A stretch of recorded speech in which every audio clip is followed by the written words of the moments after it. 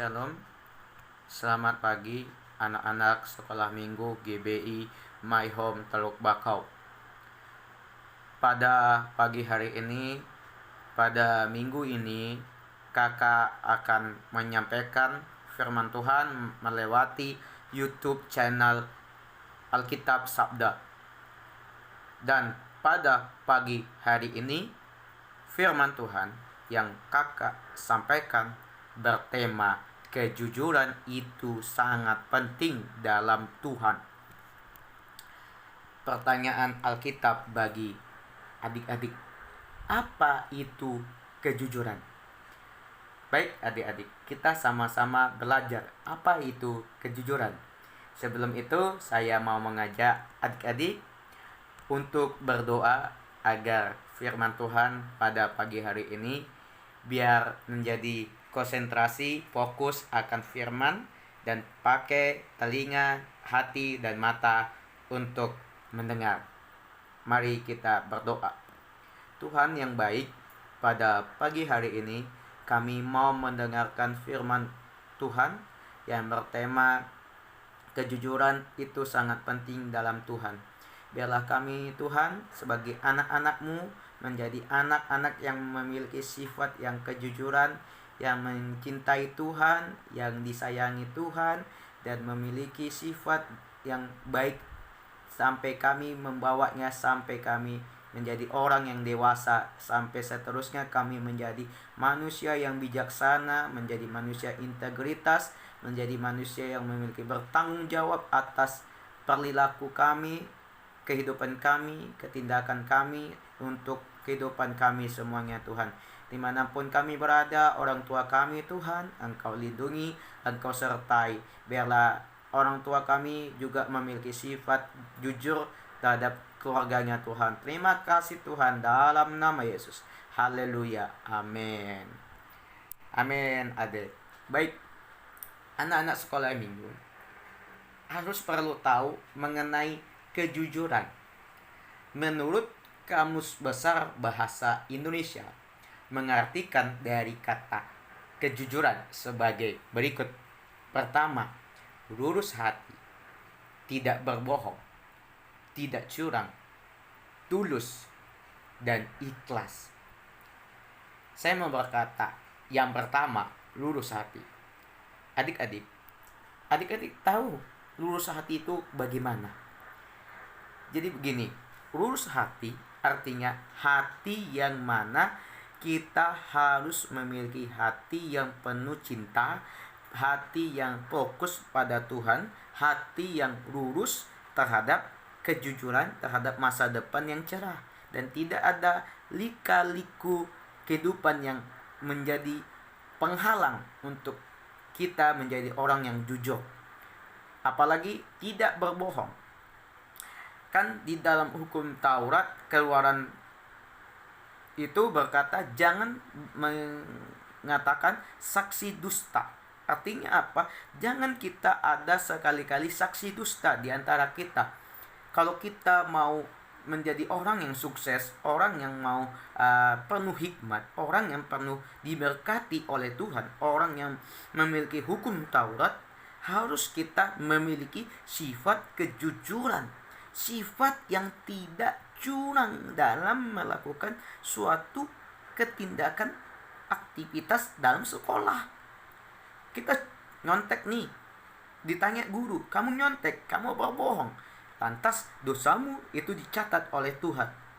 Baik, kalau kamu tidak mengadakan curang, atau kamu berbohong, atau kamu curang dalam melakukan suatu tindakan, itu menjadi koreksi Tuhan dalam hidupmu. Kamu ibaratkan kacang. Kalau kacangnya sudah terbuka lebar, lalu kacang itu atau buah itu kamu ambil, kamu makan, dan rasanya apa? Rasanya itu tebal, enak. Kalau itu kacang yang tidak curang.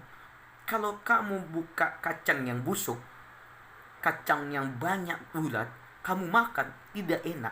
Berarti itu kacangnya terlalu banyak kebohongan, banyak curangnya. Itulah ibaratkan kacang. Itulah adik-adik. Lalu gini, tulus dan ikhlas. Kalau hati adik-adik sifat atau karakter yang tulus dan ikhlas melakukan suatu pekerjaan dengan jujur, kalau teman-teman berkata kepada adik-adik, kamu mengambil uang enggak? Enggak. Tidak. Itu duitmu diambil oleh teman. Oh, berarti kamu jujur, kamu tulus menyampaikan kejujuranmu terhadap temanmu kepada yang lain. Atau kamu membantu guru nih, Bu, bukunya sudah saya antar. Nah, ikhlas, tidak ada bayaran satupun. Ikhlas mengantar buku, mengantar guru ke ruangan guru. Nah, apalagi kepala sekolah. Kalian antar kepala sekolah itu ke ruang kepala sekolah. Nah, sudah kamu antar, ikhlas, sudah pergi, tidak usah meminta bayaran, sudah pergi balik gitu. Jadi berarti adik-adik yang dikasih Tuhan, hendaklah kamu sebagai anak yang mempunyai sifat yang tadi. Yang pertama apa? Lurus hati, tidak berbohong, tidak curang, tulus dan ikhlas. Nah, kalau kamu tidak berbohong kepada siapapun, karena kejujuran itu sangat penting kita miliki dalam diri kita. Dan kita juga dalam mengerjakan tugas tidak boleh curang. Yang tadi ya, alias nyontek, karena itu menyebabkan sifat yang buruk pada perkembangan hidup sebagai anak-anak Tuhan.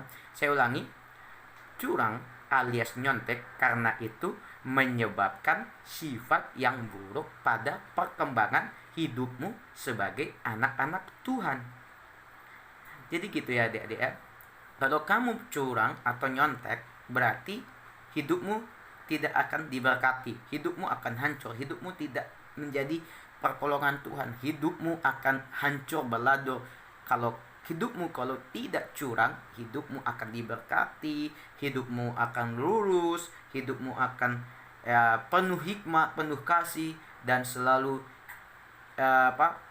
hidupmu selalu diberkati lah, hidupmu selalu berjuang mati-matian, kamu hidupmu selalu dilindungi oleh Tuhan, menjadi perisai.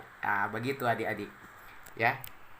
Sebab Tuhan juga membenci orang yang memiliki sifat yang munafik, memiliki sifat yang curang, dan memiliki sifat yang suka berbohong. Karena Tuhan tidak mau mempunyai manusia ciptaannya jatuh ke dalam hal buruk seperti ucapan tidak jujur. Tetapi Tuhan Yesus mau anak-anaknya memiliki sifat yang penuh kejujuran dalam dirinya secara pribadi. Begitu ya adik-adik ya. Jadi haruslah adik-adik perlu tahu bahwa kejujuran itu. Adik-adik buka Alkitabnya pada pagi hari ini. Firman Tuhan tertulis dari kitab Amsal pasal 14 ayat yang kelima. Begini firman Tuhan dikatakan, saksi yang setia tidak berbohong, tetapi siapa menyembur-nyemburkan kebohongan adalah saksi dusta. Demikianlah firman Tuhan.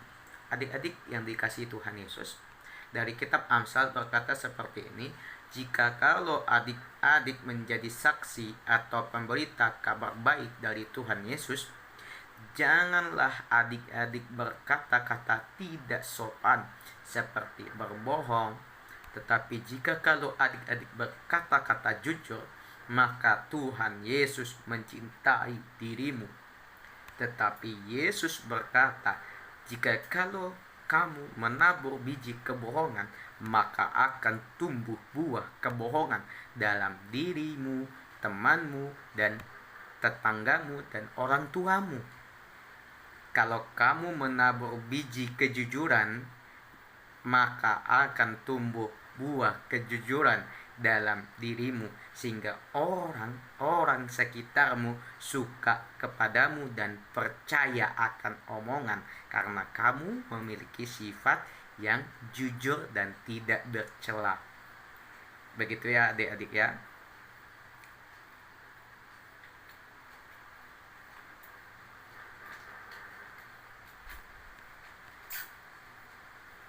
Baik, maaf ya dek. Alkitab berfirman di kitab Amsal pasal 28 ayat ke-18. Begini firman Tuhan dikatakan, siapa berlaku tidak bercela akan diselamatkan, tetapi siapa berliku-liku jalannya akan jatuh ke dalam lubang. Demikianlah firman Tuhan. Di dalam kitab Amsal berkata seperti ini adik-adik, barang siapa bersifat tidak bercela, maka ia akan diselamatkan. Maksudnya adik-adik dari kitab Amsal ini mengatakan demikian. Sekali lagi saya mau berkata, maksudnya adik-adik dari kitab Amsal ini mengatakan demikian, bahwa jika kalau kamu memiliki sifat yang tidak berbohong, maka kamu akan diselamatkan, menjadi pertolongan dari Tuhan.